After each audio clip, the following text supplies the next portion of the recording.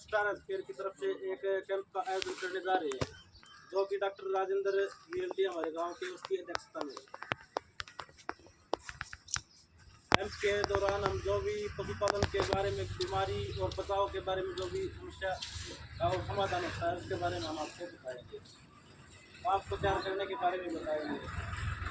किसी प्रकार की कोई समस्या उसके बारे में जानकारी लेना चाहते हैं उसको भी हम सभी बताएंगे। और कैंप के लास्ट में एक लकी ड्रा भी निकाले जाएंगे। तो पहले हम वेस्टर की तरफ से आपके बारे में बात करेंगे।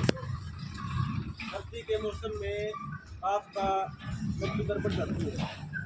उसकी मृत्यु दर को बचाने के लिए हमें जिस टाइम पर अपनी भैंस की काबिंग होती है, जाने का जाती है, उसी टाइम को 5-6 घंटे के अंदर अंदर बच्चे को जितनी बार दूध पिला सकते हैं 5 बार 6 बार दूध पिलाना चाहिए।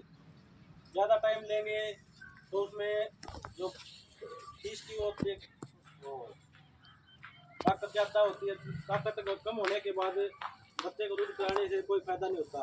और फार्मर कई बार ये सोचते हैं कि खीस पिला देंगे तो देर नहीं डालेगी हमारी भैंस, गाय भैंस। तो खीस का और देर का कोई संबंध नहीं होता। बच्चा 1 घंटे के अंदर खड़े होते ही कई फार्मर ऐसा सोचते हैं कि छिका के दूध पिला दें। दूध छिका के पिलाने में उसको लग जाते हैं 10 लगने के बाद में उसकी क्वांटिटी का और उसकी जो कैपेसिटी होती है रोगरोधक क्षमता की वो घट जाती है। वो घटने के बाद कोई फ़ायदा नहीं होता। बच्चे को 3 बार 4 बार करके दूध पिलाना चाहिए, जिससे रोगरोधक क्षमता बढ़ी रहे और बच्चा तंदुरुस्त रहेगा। और बच्चे को ये सोचते हैं हम महीने 2 महीने में उतरना शुरू करते हैं, तो उतरना शुरू करना नहीं होना चाहिए। 3 महीने तक बच्चे को चाट वगैरह नहीं खिलाना चाहिए, दूध होना चाहिए। और जो हम खुद खाते हैं थोड़ा बहुत उसको वो खिला देना चाहिए। और लिक्विड दवाइयाँ भी आती हैं जो कि काफ की ग्रोथ प्रमोटर होते हैं, वो खिलाना चाहिए। और 15 दिन का बच्चा हो जाता है उस टाइम पे लिक्विड दवाई पिलानी चाहिए पेटी कीड़े के लिए।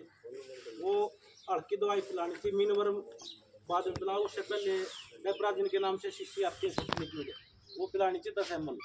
10 ml पिला के 15 दिन बाद में फिर उसको 10-12 ml फिर पिला दे। अगले महीने से दवाई का चेंज कर देना चाहिए। वो होती है मिनवर्म, वो पिलाओ आप बच्चे की बॉडी वेट के हिसाब से। अगर बॉडी वेट अच्छा है तो उसको पिलाओ 15 ml, कम है तो 8-7 ml पिलाना चाहिए। इसी प्रकार से बच्चे की देख रेख करें। और बच्चे का बार बार में खान पान पे भी पूरा ध्यान रखना चाहिए। उसी प्रकार से बच्चा जो कई बार सोचते हैं कि हमारे बच्चे भैंस कमज़ोर बच्चे देती है। कमज़ोर बच्चा देने का कारण ये होता है कि फार्मर ये सोचता है अब तो भैंस हमारी नाटकी, नाटने के बाद भैंस का चाट बंद करते हैं। चाट बंद नहीं होना चाहिए। चाट उसको कंटिन्यू अच्छी खुराक देनी चाहिए, 20-25% बढ़ा के देना चाहिए, जिससे बच्चा तंदुरुस्त और स्वस्थ पैदा होगा। नॉर्मल भैंस ने बच्चा 35 से 40 किलो के वेट में होना चाहिए।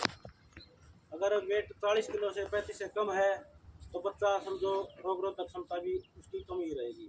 अगर बच्चा स्वस्थ है तो उसकी बीमारी लगने की ताकत बढ़ी रहती है।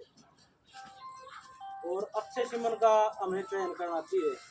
लोग देखते हैं मेड़ों के अंदर कोई अच्छी भैंस थी, अच्छी भैंस, वो भैंस हमारे घर की पैदा हो सकती है।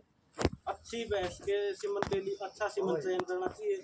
हमारे हरियाणा गवर्नमेंट सरकार के भी अच्छे सीमन आते हैं, उनका नंबर आप डिटेल लेके उसके वो सीमन रखवाएं। और कई प्राइवेट बुलों का सीमन भी आता है। प्राइवेट बुल का सीमन लेने के लिए उसकी प्रोजनी टेस्ट जो होते हैं बुल, उनका सीमन हमें लगवाना चाहिए। और बच्चे मृत्यु दर ज़्यादा होती है तो उसमें रोगरोधक क्षमता की कमी का कारण ये होता है कि एक गांव में एक ही बुल 5-10 साल से रह रहा है, उसकी कटियाँ भी उसी से क्या बन हो जाती हैं, तो उसमें उसकी क्वांटिटी मिल्क की भी और वो ब्यूटी की भी घट जाती है और दूध की क्वांटिटी तो उसमें कम रहती है। ये कई प्रकार की